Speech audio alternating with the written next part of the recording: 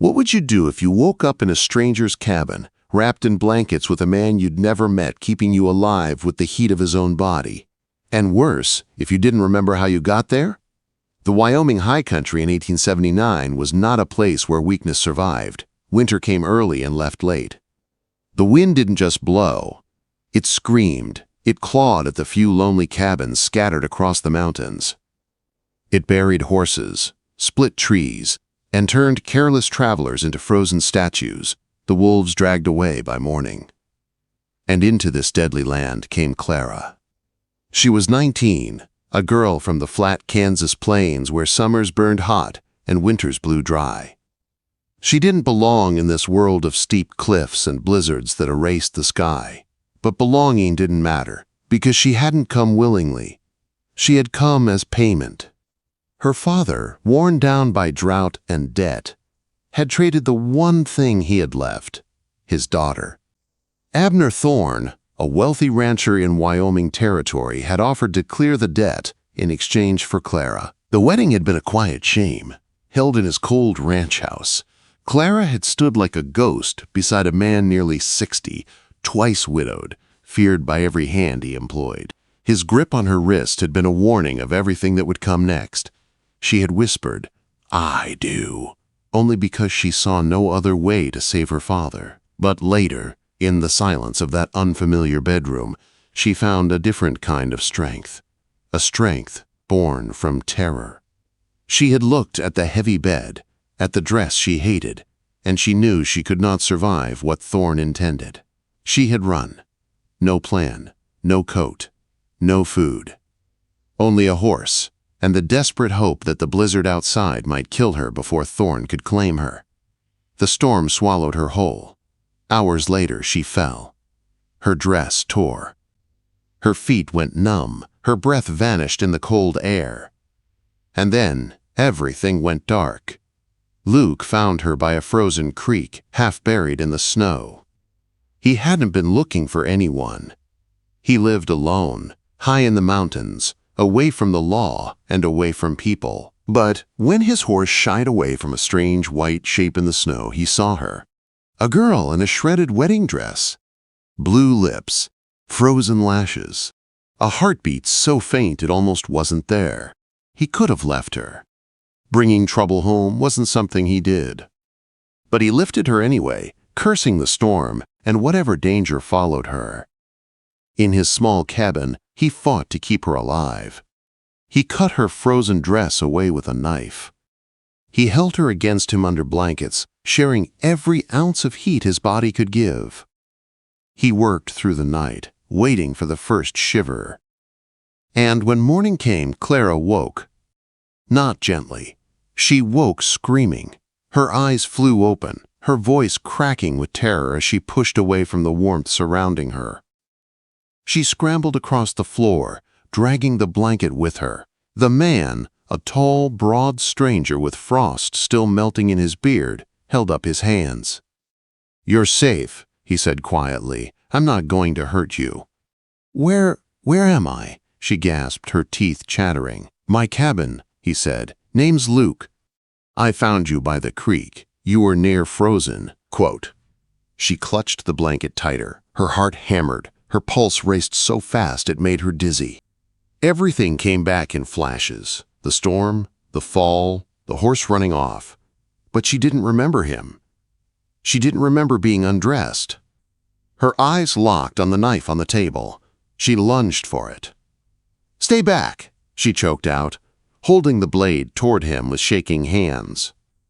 "Don't touch me." Luke stayed perfectly still. "I'm not touching you," he said.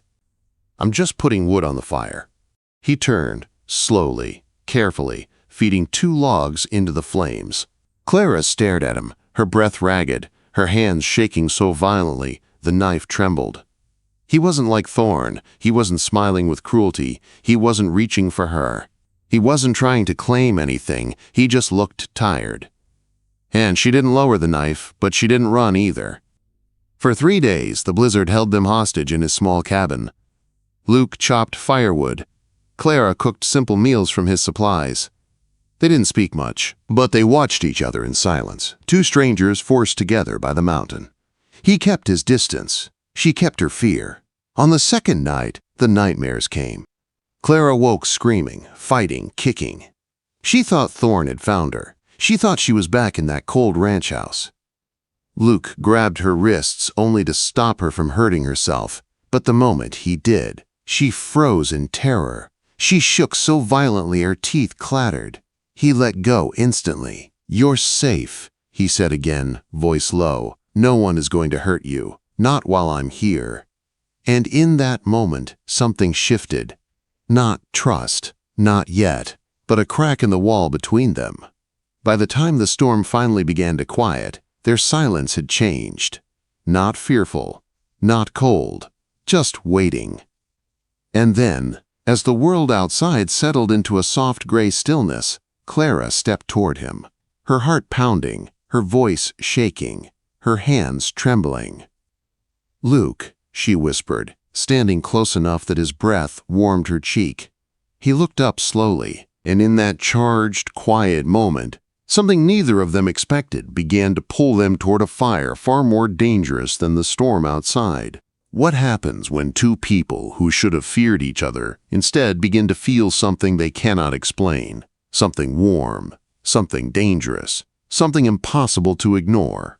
The storm outside had calmed, but inside the cabin, the air was tight and heavy, filled with a silence that felt alive. Clara stood in front of Luke, her hands trembling against the soft wool of his shirt. She didn't know why she had stepped toward him. She didn't know why she hadn't stepped back. All she knew was that for the first time since her wedding day, she didn't feel completely alone. Luke looked at her as if he didn't understand her, as if he didn't trust himself. His jaw was tight, his eyes unsure. He had lived alone for years. Peace was simple, quiet was safe. But this girl, this shivering, stubborn, bruised girl, was breaking something open inside him. "What are you doing, Clara?" he asked quietly. "I don't know," she whispered. I don't want to be afraid anymore." Luke swallowed hard. He stepped back, putting space between them. "Fear keeps you alive in this country," he said. "You can't push it away." "I've lived with fear for too long," she said. "It's taken everything from me." Her voice cracked, and he hated the sound of it. He hated the way she wrapped her arms around herself, trying to look strong, but failing. He hated the bruises on her wrists, bruises another man had put there. For a long moment, neither of them spoke. The fire popped, the wind moaned against the window, and the tension between them stretched, thin as wire. Then, slowly, Luke turned away. "I'm going to bring in more wood," he muttered. "Storm's easing. We'll need it." He pushed through the door into the cold. Clara stood there, staring at the door. Her heart hurt, not from rejection, but from something deeper, something she didn't want to name. When Luke returned, the look in his eyes was different, calmer, sadder, like a man who had made a decision he didn't like. "We need to talk," he said. Clara stiffened. "About what?" "You," he said. "Why you were in that storm, why you ran, what you're carrying." Her throat tightened. She didn't want to speak it. She didn't want to give the pain a voice. But she knew he was right. She owed him the truth. So she told him. She told him about her father's debt, about the wedding in the cold ranch house, about Thorn's hand gripping her wrist, about running into the snow in her ruined dress because she would rather die than be owned. Luke listened, silent, his face carved in stone. But his eyes were burning. When she finished, he spoke softly, almost to himself. "A man like him, that kind of man, takes and takes until he breaks everything around him." Clara nodded. "Yes." Luke stared at the fire. The flames cast shadows on his scarred hands.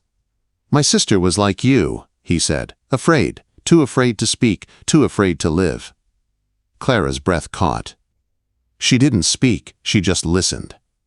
"She married a man who hurt her," Luke said. "I tried to help her, but I was too late." Quote. His voice cracked, the first real break she had ever heard from him. "She slipped into the river one night, the current took her, and I I never forgave myself. Clara's eyes filled. I'm so sorry. Luke shook his head. I'm telling you because I need you to understand something. He finally looked at her. I will not be the reason another scared woman dies. Her chest tightened. She felt something warm, something painful spreading through her. Luke stood. He walked toward her. Slowly, carefully, like she was something he didn't want to frighten. Clara, he said, his voice low and rough, I'm not Thorn, and I will never touch you in anger or fear or demand. He paused. But if we're both going to survive the winter, we need trust inside this cabin. Her throat tightened. I want to trust you. I just don't know how. You learn, he said simply, every day, a little at a time. And that was the start of something unexpected. They fell into a rhythm. Luke would chop wood. Clara would cook. They moved carefully around each other, quiet, respectful, aware. When she woke from nightmares, he didn't touch her. He simply spoke softly until she calmed. When he worked outside, she watched from the window, feeling safer knowing he was near. But something else was growing too. A quiet pull. A slow warmth. A feeling neither of them spoke about. Then one morning, Luke stepped outside to check a trap, and Clara followed him to fetch water from the creek. The air was sharp, the snow deep, but something felt different. A lightness she hadn't felt since Kansas. As she walked back toward the cabin, she froze. Luke was by the creek, stripped to the waist, splashing water onto his chest. The weak sunlight glowed on his skin. The steam rose around him. His muscles moved under his skin like something carved from the mountain itself. Clara's breath caught. He heard her. He turned. Their eyes met. Her face burned. She dropped the bucket. She ran back to the cabin, heart pounding so hard she thought it might burst. That night, the silence wasn't peaceful. It hummed. It pressed. It filled the cabin until Clara couldn't sit still. Finally, she stood and walked across the small room to where he sat sharpening his knife. Her knees felt weak, her pulse wild, but she didn't back away. She stopped inches from him. Luke, she whispered. He lifted his head. His eyes darkened. His breath hitched. He set the knife down slowly. What do you need, Clara? Her voice trembled. Her whole body trembled. I'm tired of being afraid, she said. I want to feel alive again. He stood. He towered over her. She didn't move away. The air cracked between them. And then, with a shaky breath, she whispered the words that would change everything. Just do it, Cowboy. His breath caught. Her heartbeat roared in her ears, and the world held still. What happens when two broken souls try to build a future, while the past hunts them like a shadow? And what would you do if the man you feared most rode into town calling your name? When Clara whispered those trembling words, the whole world inside the cabin changed. Luke froze. His breath shook. His hands curled at his sides like he was wrestling something inside himself. She stood there, scared, but determined, wanting to feel something she chose for once in her life. For a moment, he looked at her as if she were both a blessing and a storm. You have to be sure, he said. I will not take advantage of fear. I'm not afraid of you, she whispered, and she wasn't, not anymore.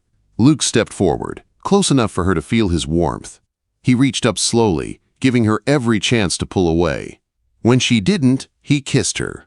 Soft at first, then deeper, then desperate, like two people trying to remember what it felt like to be alive.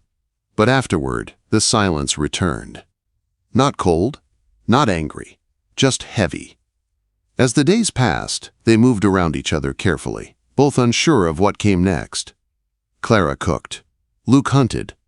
But every time their eyes met, that night hung between them like a question neither dared to ask. Until the morning, Luke stepped outside and didn't return for hours. Clara began pacing. The wind rattled the cabin walls. Panic twisted inside her. When the door finally pushed open, Luke stumbled in, his face pale with fear. Snow covered his coat. His breath fogged the air. Clara, he said quietly, we have to talk. Her heart dropped. He tossed a crumpled flyer onto the table. A reward poster, her name printed on it. A sketch of her face, $50 for information on Clara Thorne. He stared at her like the ground had been ripped out from under him. "You didn't tell me," he said, his voice low and cold. "Luke, you brought him here. You brought danger to my door." His voice wasn't loud. It was worse. It was empty. Her eyes filled. "I was scared. I didn't know how to tell you. I wasn't trying to use—" "You used my home, my supplies, my protection." "Luke, please, I didn't." "Get out!" The words hit like a gunshot. Clara froze. "It's freezing." "I won't survive." "You should have thought of that before you lied." He opened the door. The cold night roared in. "Go!" She stared at him, heartbreak showing in every inch of her face.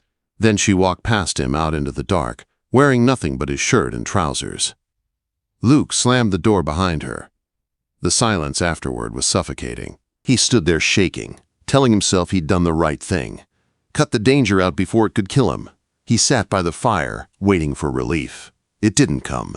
Hours passed. The fire crackled. His cabin felt smaller, colder, emptier than ever before. Then he saw it. Her tin cup, the tiny smear of lip stain on the rim. A trace of her past, soft, feminine, hopeful. It hit him like a blow. He had done the one thing he swore he never would, become the kind of man who broke someone already hurting. He whispered, "Sarah!" And the horror crashed over him. He ran into the night calling Clara's name. He followed her tracks up the mountain until the ground rumbled. The avalanche came fast. A white wave of snow swallowed him in Horse Hole. When Luke clawed himself out, bruised and half frozen, the world had been torn apart. But he kept moving. He searched until he saw a shadow under a rocky overhang. He rushed inside. Clara lay curled on the cold ground, stiff and silent, blue as the ice around her. He lifted her into his arms and carried her through the storm. He didn't feel the cold, didn't feel his injuries. He only felt terror. Back at the cabin, he threw blankets over her, stripped himself bare, and held her against him the way he had the first time, sharing every ounce of heat he had left. Hours passed. Her breathing was almost gone. He whispered into her hair, "Please, Clara, stay with me." And then she shivered. A small tremor at first, then another. Then she gasped, sharp and painful. Her eyes fluttered open. She saw him. "You came," she whispered. He closed his eyes, relief breaking across his face. "I will always come for you." She started to cry. He did too. They held each other in the dim morning light, both shaking, both alive. When she could finally speak, she whispered, "I'm so sorry, Luke." "No," he said. "I'm the one who failed. I pushed you away. I let fear decide. No more." She touched his cheek. "What now?" "We go to Laramie," he said. "We tell the judge what he did. We get you free." Fear flashed in her eyes. "He will kill you." "Let him try," Luke said. "I'm done running." They left at first light. The ride down the mountains was slow and dangerous, but they made it. In town, people stared. Whispers followed Clara. But Luke never left her side. When Abner Thorne rode into the muddy street, rage twisting his face, Luke stepped between them, refusing to move. When Thorne's hired hands reached for her, Luke dropped one with a punch and shot the other when he drew. The street froze. Luke stood in the center, pistol smoking. "This ends now," he said, and it did. Inside the courthouse, Clara told her story. Her voice shook, but her courage did not. The judge listened. The crowd listened. Even Thorne's arrogance couldn't hide the truth. The judge declared the marriage invalid. "You are a free woman, Clara Beth Page," he said. Thorne stormed out of town, defeated. Outside, it began to snow, soft and gentle, like a blessing. Clara fell into Luke's arms, sobbing in relief. He held her against his chest, his chin resting on her hair. "It's over," he whispered. "It's over," she breathed back. But their story didn't end there. A year later, they lived in a hidden mountain valley surrounded by pine, river, and meadow. They built a cabin together. They rescued a little girl named Annie from the snow and raised her as their own. They built a life of peace, one small moment at a time. And on a winter afternoon, Clara stood in the doorway watching Luke chop wood, strong and steady, steam rising off his skin. When he turned and saw her, she smiled. "Just do it again, cowboy." He dropped the axe, ran to her, lifted her, pushed her gently against the cabin wall, and kissed her like she was the only woman in the world. Their hearts were warm, their home was safe, their future was theirs alone, and nothing, not winter, not fear, not the past, would ever take that from them again.